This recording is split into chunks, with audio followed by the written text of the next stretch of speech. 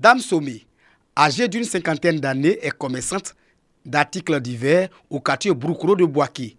Malgré son handicap physique, cette quinquagénaire se bat au quotidien depuis plusieurs années pour améliorer sa vie sociale. Je fais un travail selon les périodes. Quand c'est la rentrée, je vends un peu de fournitures scolaires, les pagnes, les robes, un peu d'emballage. Cécile, quinquagénaire aussi, est spécialisée dans la fabrication de savon liquide. En plus de la vente de ce produit d'entretien, elle vend des galettes pour subvenir à ses besoins. J'aime beaucoup le domaine de la pâtisserie. Et ce métier, il y a très longtemps, étant même sur les bancs, je le faisais avant. Et aussi, pourquoi? Parce que, compte tenu aussi de nos handicaps, c'est une activité où on est assise et puis on vend et les clients viennent acheter. Au quartier Broukro de Bouaké vit également Ariane, âgée de 34 ans. Cette mère de 2 enfants est née avec une malformation à la main droite. Ce handicap ne l'empêche pas de mener à bien ses activités génératrices de revenus. Je fais les transactions monétaires, les dépôts, les retraits, les transferts d'unités. Et hormis ça, je vends aussi charbon. Je vends les œufs en gros, en détail. Je vends les parfums. Mais quelles sont les difficultés que ces femmes rencontrent dans leurs activités commerciales? Ces 5 dernières années, j'ai été vraiment victime de cambriolage à 3 fois. Ça n'a pas été facile, mais à la grâce de Dieu, j'ai gardé la foi et je suis en train de reprendre un peu. Souvent, on me donne l'argent que je prends à la main gauche. Ou bien quand je veux donner l'argent à la main gauche, c'est un peu difficile parce que quand les gens sont dehors, ils ne me voient pas. Donc du coup, ils se disent que j'agis mal. Parce qu'ils se disent que ce n'est pas normal qu'on donne l'argent avec la main gauche. Souvent, ils ne cherchent pas à comprendre. Quand je veux m'expliquer net, ils commencent à se fâcher. Ils sont déjà énervés, ils s'en vont. Que pense-t-elle du regard de la société? Avant, j'avais les foulards, je mettais sur moi et je me cachais. C'est comme ça, un monsieur, une fois, il m'a vu dans la rue. Il m'a dit que de toute façon, tu as mis foulard sur toi là. Je sais que tu as un handicap. Que ça te fait 2 handicaps, le fait de te cacher et le fait d'avoir ton handicap. Donc, c'est ce qu'il m'a dit qui a fait que j'ai essayé de ne plus mettre les foulards. Le regard a beaucoup changé, non seulement au niveau de la famille, mais au niveau de la société. Quand on va quelque part, maintenant les gens nous accueillent. Là, vraiment, on est très contente de savoir qu'aujourd'hui, la population considère les personnes en situation d'handicap. Et notre vœu, c'est que ça continue. Au-delà de ce qu'elles vivent, Somé, Cécile et Ariane sollicitent l'appui des autorités et de bonne volonté afin d'agrandir leur commerce ou d'intégrer la fonction publique. En 2022, j'ai passé le CAFOP. On m'a refusé parce qu'on dit que j'étais en situation de handicap. Donc s'ils peuvent se pencher un peu, me donner au moins du travail, aussi agrandir mon coin, parce qu'actuellement c'est en bois. Si je peux trouver au moins un grand coin où m'installer avec un bon financement. Elles exhortent également les autres femmes en situation de handicap de faire quelque chose de leurs 10 doigts en vue de leur épanouissement. Quitter la mendicité, vendre des arachides, des oranges, je pense que ça peut les aider. Surtout qu'aujourd'hui, nous avons quand même quelques microfinances. À travers ton courage, je pense que tu peux avoir des aides. La meilleure des vies, c'est de venir pour pouvoir acquérir des connaissances. C'est pouvoir vraiment se former afin de pouvoir toi-même lutter et demain vivre pleinement de ce que tu as acquis comme formation, comme activité. La société devrait porter un autre regard sur les personnes en situation de handicap en général et les femmes en particulier afin que la lutte pour les droits de la femme porte ses fruits.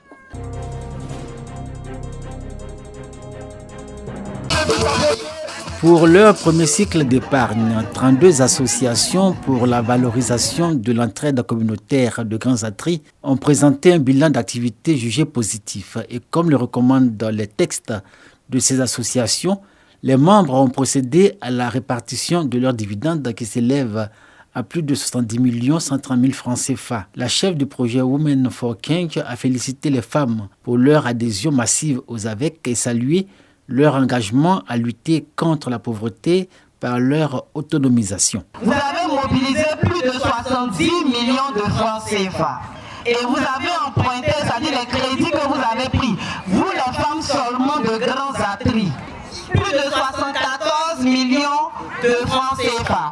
Sortez, on va travailler.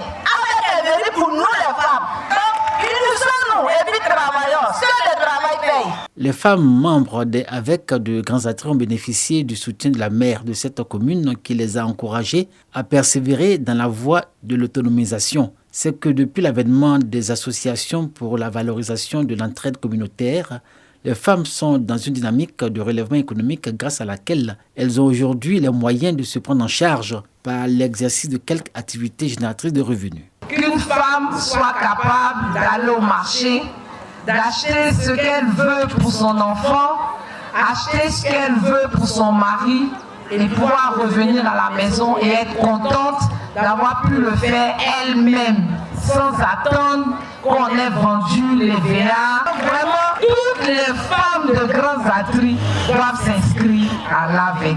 À Grands Atri, chef-lieu de sous-préfecture dans le département de Sobré, auquel sont rattachés 42 villages, l'un de nombre 66 avec logés dans 11 localités touchées par le projet. Les membres sont au nombre de 1980, 1512 femmes et 468 hommes.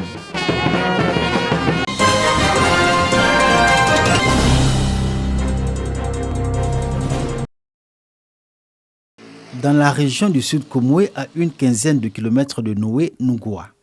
Dans ce village où entrer et en sortir constitue un véritable parcours du combattant, s'écrit l'histoire de la naissance d'un royaume. Tout commence par cet acte, l'intronisation de Paulin Etikwao, cadre et fils du village de Nougoua, aujourd'hui roi des Soyers, avec pour nom de règne Nana Messou Adjobia Kwanyi Ier.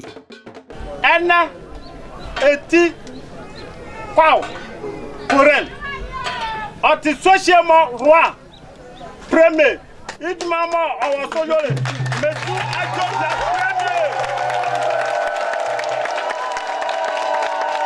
Le roi des Soyers peut compter sur son peuple, la population du royaume et la famille royale dont il est issu, les Mvaviliers.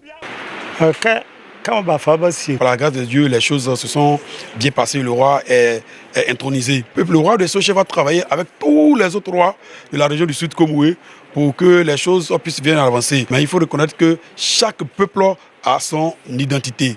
Et le peuple Soché a besoin, dans un premier temps, de démontrer son identité à l'instar des autres peuples. Ce n'est pas n'importe qui devient roi. Il faut que tu sois de la famille. Nous sommes tous venus du Ghana. Les Abrons, les Agnis, les Baoulés. Avant qu'on ne quitte le Ghana, on était tous unis. Donc maintenant qu'on est arrivé ici en Côte d'Ivoire, l'union doit toujours continuer. Et c'est pour cela qu'il existe aujourd'hui l'alliance entre les Agnis, les Baoulés et les Abrons. Sa Majesté Messou Adjobia Kwanyi Ier, premier roi des Soyers, a reçu le soutien du roi des Brons, représenté à la cérémonie d'intronisation par son émissaire. Nana Dagbolo Kwaku invite le peuple soyer à l'union et à la mobilisation pour accompagner son roi dans sa vision de développement et de progrès des localités qui forment le royaume soyer.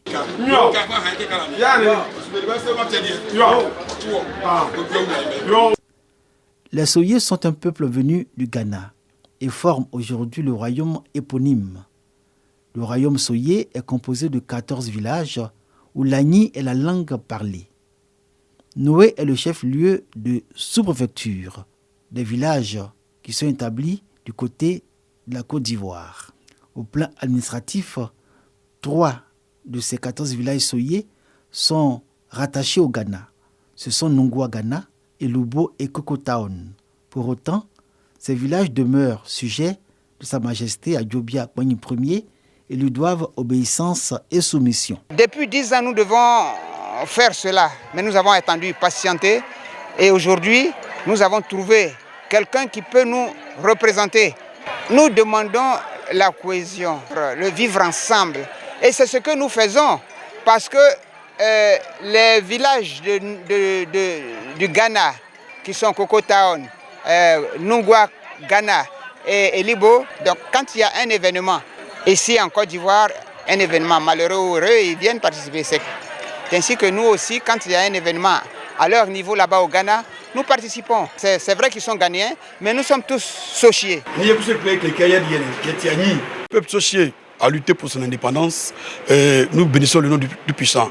Mais on va toujours tendre la main au roi de Tchapoum, à nos frères de Noé, de Saïkro, pour que la cohésion sociale puisse régner dans le peuple soché, parce que nous savons que la base de tout développement, c'est la cohésion sociale. De toutes les localités qui forment le royaume Soye, une seule est chef-lieu de circonscription administrative, Noé. La seule sous-préfecture du reste que compte le royaume, dont le dynamisme repose sur sa position de ville frontalière. Le défi pour le roi des Soyais est de rattraper le retard constaté en termes de développement et de progrès.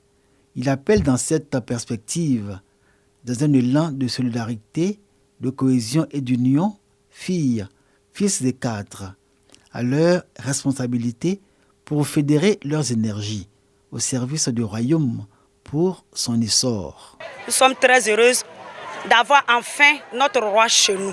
Nous les femmes, on va le soutenir dans tout ce qu'il demande, dans tout ce qu'il va faire. Le roi nous a promis beaucoup de choses. Il nous a promis le développement du village. Nous avons au moins 4 associations dans ce village qui ont entrepris de faire l'agriculture.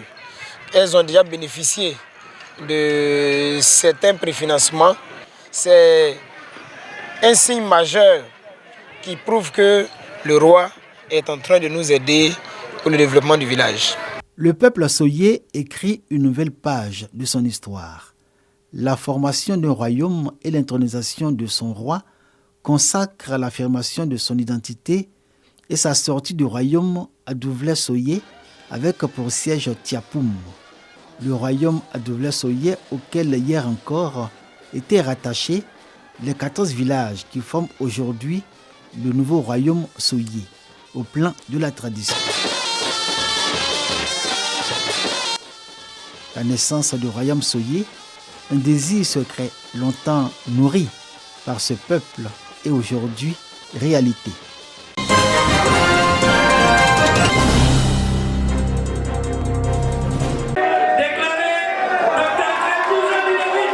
Docteur Grécou Jean-Ludovic, médecin au service de médecine générale de l'hôpital général de Gagnoa, rebaptisé Hôpital du Bonheur, est le meilleur agent cadre supérieur de la santé 2023. C'est en présence de la marraine Aimé Zébéyou, membre du Conseil constitutionnel de Côte d'Ivoire et cadre de Gagnoa, qu'il reçoit un trophée, un diplôme et une enveloppe. L'acte au travail, le travail bien fait, la qualité dans la prise en charge, l'accueil, la promptitude, la ponctualité, voilà, c'est ce qui refait certainement la différence. Au total, 12 prix individuels et collectifs ont été attribués, notamment le prix de la meilleure sage-femme diplômée d'État, celui du meilleur infirmier, du meilleur auxiliaire et aide-soignant, du meilleur technicien supérieur de santé, du meilleur service de consultation et celui du meilleur service d'hospitalisation. À tous ces agents, le directeur a lancé un message d'encouragement. S'il y a des suggestions que vous faites pour qu'ensemble nous grandissons, vous êtes forts, vous êtes des experts, vous méritez des honneurs, car avec vous, l'étude n'a pas tué l'action, mais a développé une prise de conscience élevée et un amour significatif pour vos interlocuteurs premiers, c'est-à-dire les malades. Aux agents bénéficiaires du prix, dans toutes les catégories, recevez les chaleureuses félicitations pour votre distinction bien méritée. Construit en 2010, ouvert en 2012 et inauguré en 2013 par le président Alassane Ouattara, l'hôpital du Bonheur est passé de 24 000 consultations en 2019 à plus de 37 000 en 2023. Aujourd'hui, 8 nouveaux services créés ou rendus fonctionnels, portant à 20 le nombre total de services existants.